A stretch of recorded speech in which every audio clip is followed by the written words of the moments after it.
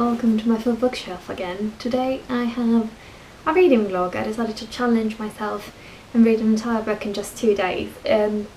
Normally I would film this kind of video on a weekend, but today's Monday. I worked 7 days last week, so it was a 7-day week, and now I have Monday and Tuesday off. So this week's book is Station 11. I think this is the Canadian or American edition. I really liked it much better than the British one, so I decided to order this one instead. I don't know anything about this book. A lot of people believe that there is some sort of parallel in terms of the story that is highlighted in this book and what is happening in the world right now with the pandemic. So I thought it would be interesting to see how I feel reading this book about, I'm assuming, a pandemic, a virus, something that wipes up a big chunk of the population. I haven't even read the blurb. I know that if I read the blurb I'm gonna go in with certain expectations about the story itself, and I want to try avoid that. So instead I'll just go in blind and read it. It doesn't seem to be long. It's 333 pages in this edition, so I feel like more than doable to read it in a couple of days. But I really wanted to see how I feel being somebody who's been locked down for this week. It's going to, at the end of this week, it's going to be 2 months in lockdown for me. So I feel like I want to see how my experience as somebody who's been in lockdown and hopefully not had the virus will feel reading this at this strange time. Obviously, if I do find it triggering in any way, and if I find like it's too hard for me to read at this stage, I'll put it down and I'll let you know. But if I do enjoy it, I'll also let you know that. But if it needs a disclaimer of some sort, I'll make sure to include it either at the beginning of the video or down in the description. So I'll keep you posted throughout the day. We have a special setup in the living room which we usually use at the weekend. We put we have a spare bed and we put it down next to the sofa so that we have sort of this larger lounge area, which means that the living room is a complete mess, but it's fine, it's comfy, and I love reading there. So I'll see you later.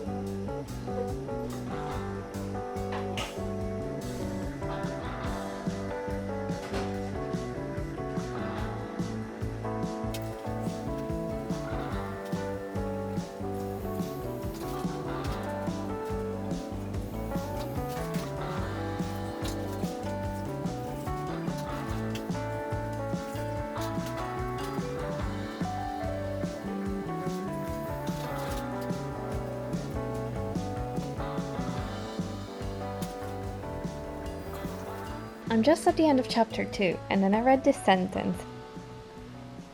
Of all of them at the bar that night, the bartender was the one who survived the longest. He died 3 weeks later on the road out of the city. I was wondering why we were reading about a theatre show, considering that this is supposed to be about pandemic, so that's interesting. I'm hooked. 15 pages in and I'm hooked. Time for lunch break and some Killing Eve. Hello, pumpkin!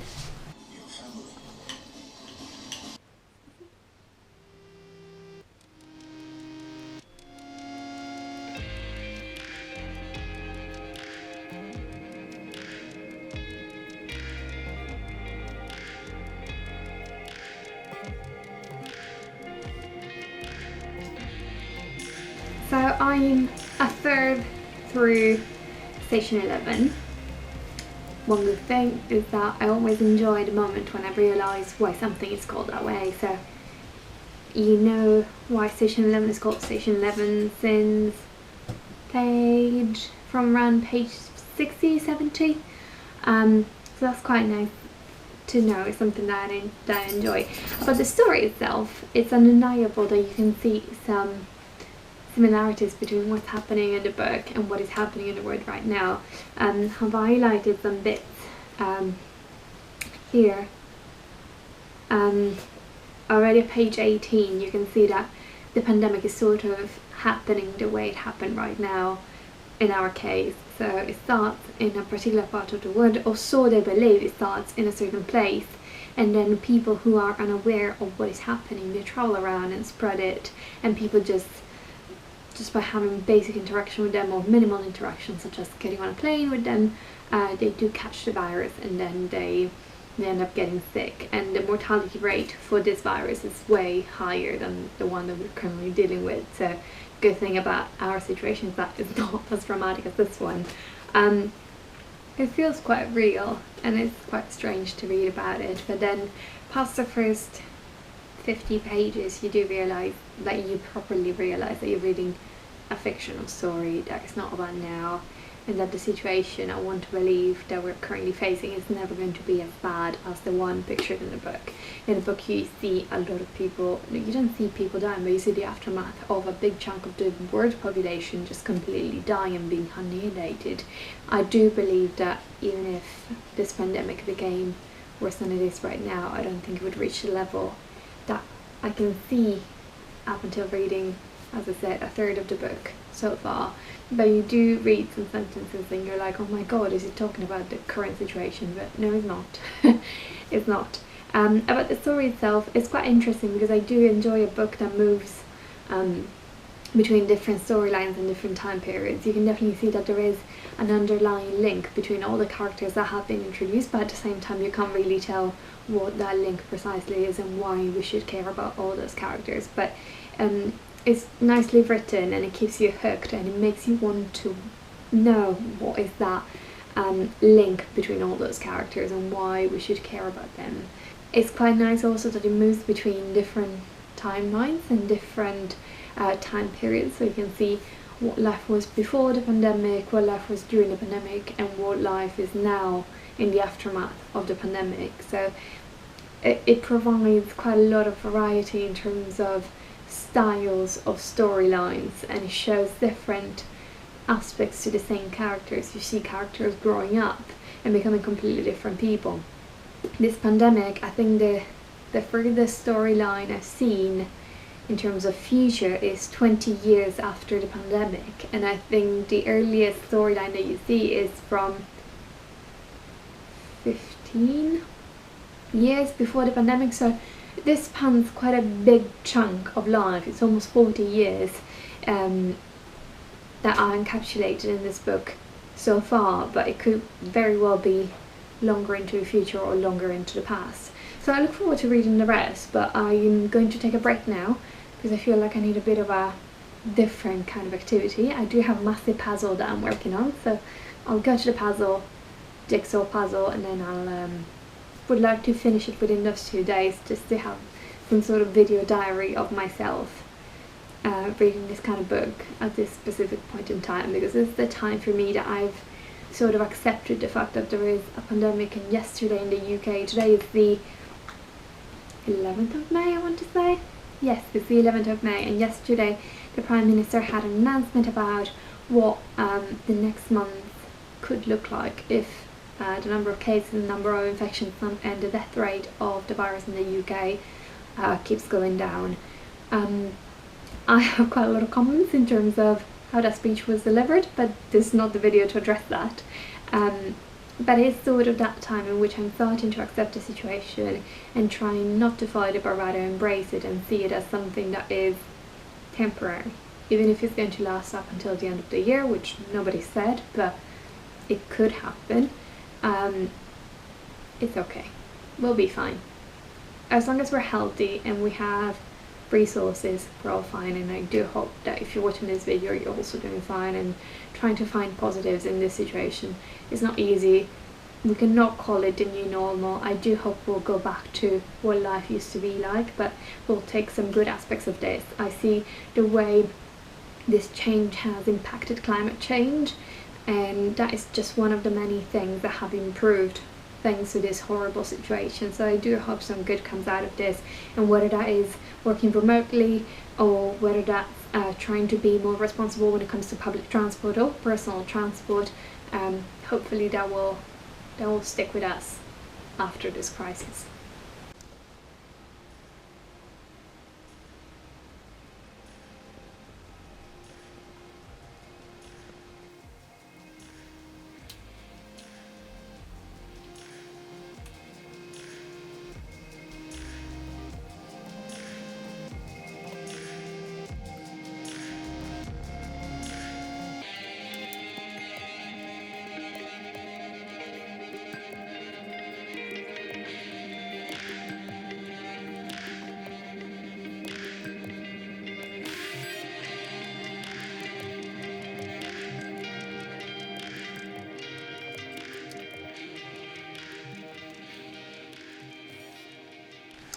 So as you can see, made some progress with the puzzle. There's still plenty of it that needs to be done, but I managed to find this really annoying piece that was missing from the frame, and then managed to merge this bit, which is quite satisfying, but then I had to stop because I was getting a bit obsessive about it.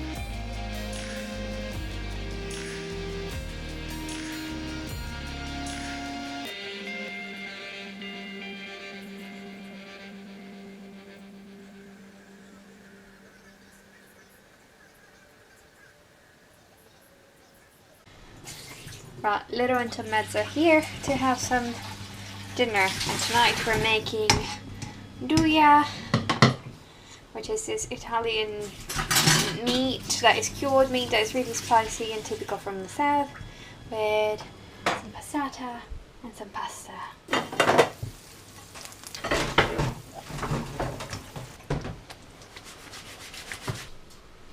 Can't wait to eat, and we're going to be watching Vice? I guess so.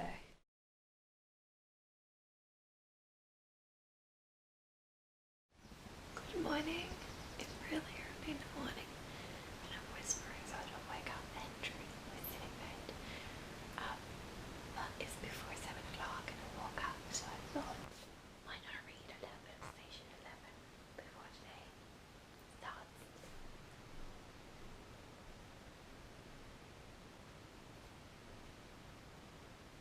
It's a couple of hours later from since the last clip, and I have read a few pages this morning. I managed to reach the halfway point that I wanted to reach yesterday, which is absolutely fine, and then today I would like to finish this book if I do manage and if I do feel like it. So far I'm really enjoying it. I thought it was going to be a really sort of easy story just about a pandemic and all that, what happened during the pandemic and so on, but this gives very little information so far as to how it started. We just know that it started somewhere, potentially in Russia, and that is one of the strains of the SARS virus, and that's about it. But it talks more about what happens after a pandemic goes wrong, after it's handled badly, after the majority of the population dies.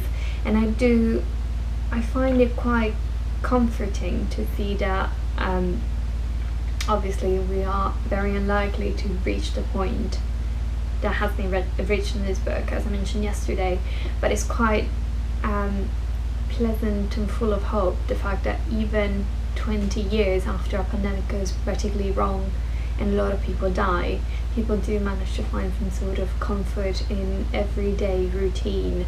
So that means that even now, as we're facing this pandemic and our routine has been completely stripped of any meaning, because we cannot commute anymore, we do not go to work anymore, or at least, people who are not key workers. By the way, shout out to key workers, thank you.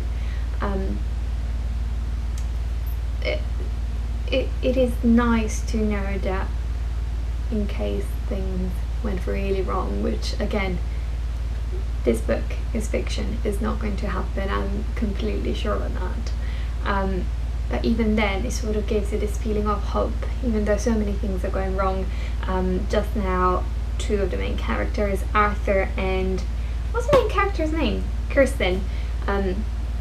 They have sort of been detached from their group and they're living in the present time, which is 20 years after the pandemic struck. So Kirsten is nearly 30 and I think Arthur is sort of around the same age, but they've been detached from this group of people that they travel with, which is called the Symphony, and it's a group of people that have survived the pandemic and they have skills, whether it's acting or whether it's music, and together they perform Shakespeare and bring sort of comfort to people who are still who are isolated from the rest of the world, because now in this reality people tend to live in small clusters and cities, and it's really rare to find somebody who lives alone. But the two main characters that the story is following right now, they have just met somebody who lives alone with their children.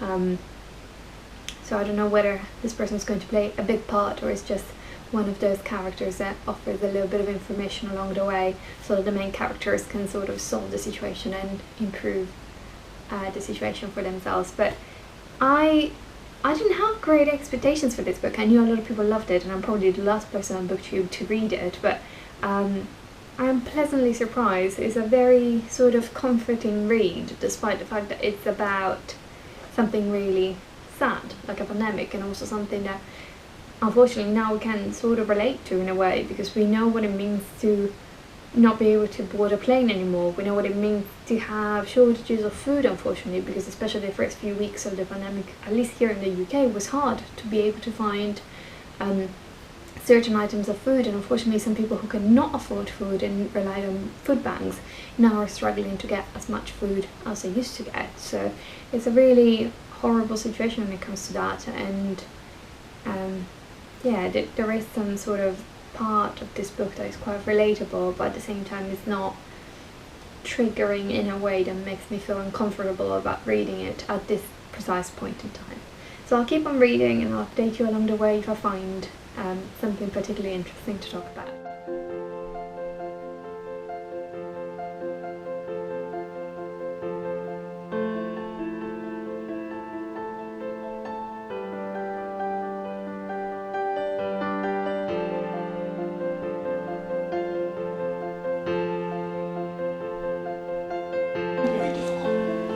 So we've decided to have a lunch break and watch Vice.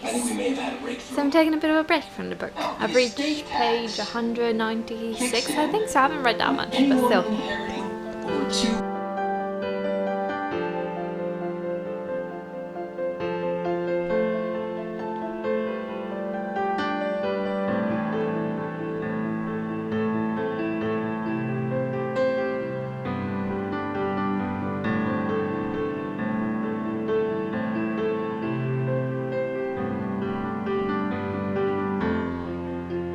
It's now 5:30?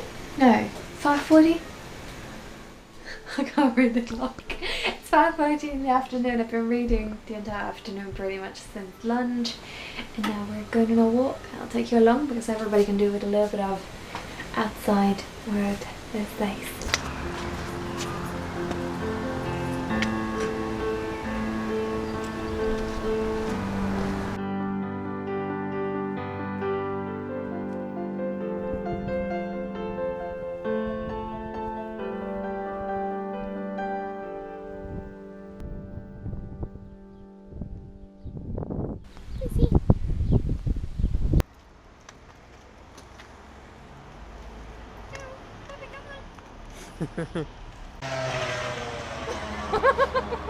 Look how tiny she is. She sat down. Oh no, Pumpkin! Are you that tired? No, you can't be this tired. You have slept all day. Come on. You slept all day, Missy. Come on, you're not that tired. Come on. Missy. Okay, I have cheese. Come on, let's go for cheese. Go home for cheese. Come on. Come on then. Oh, I'm gonna pick her up. It's okay. Oh, look. Oh, puppy. Do you want to pick? Come here. Come here. Oh, yes. Come on. You give in too easily. She's so cute. And now we're getting kisses. It's just to say thank you. Some jigsaw progress has been made. This whole bit has been put together, and so is this one. It's quite nice to see it, but yeah, there is a wide empty space that still needs to be filled, but we'll get there, we'll get there.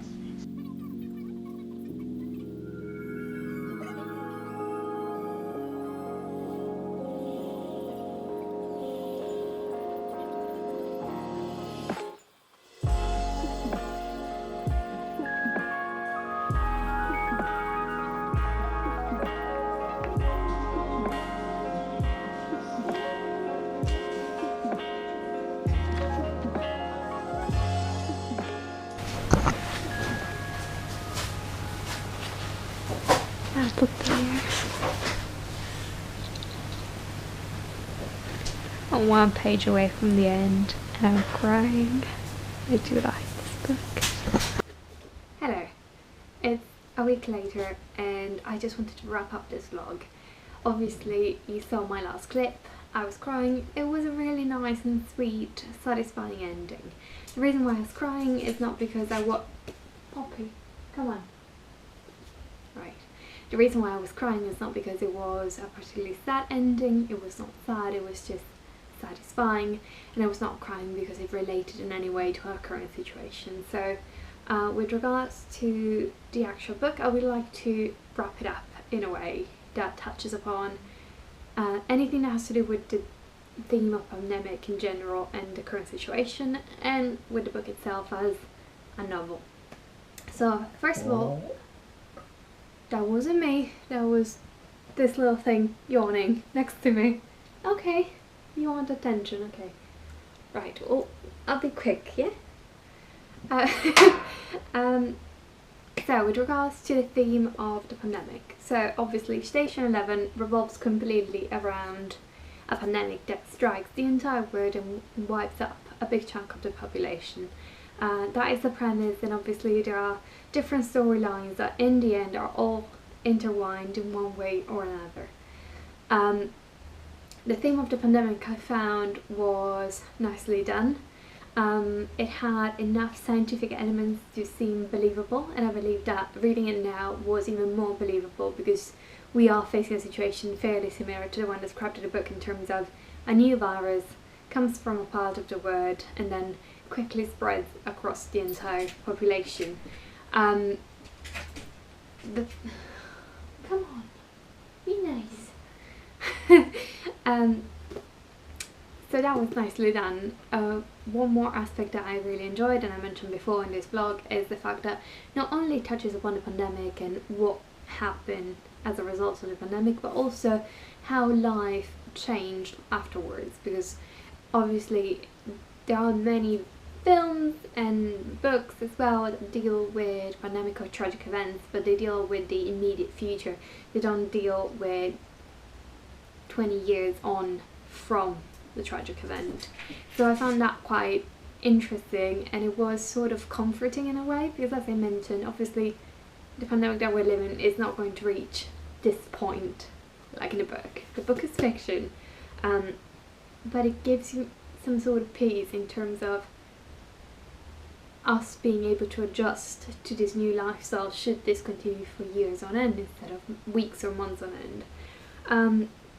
So that's with regards to the pandemic. With regards to the actual storyline and the book itself, I found it a really nice and sweet book. I ended up giving it 4 stars. I feel like the emotional element was quite a strong factor for me to give it this rating. Probably in normal circumstances I would have given it 3 or 3.5, but I feel like since I read it at this specific point in time, then it was alright for me to give it 4 stars.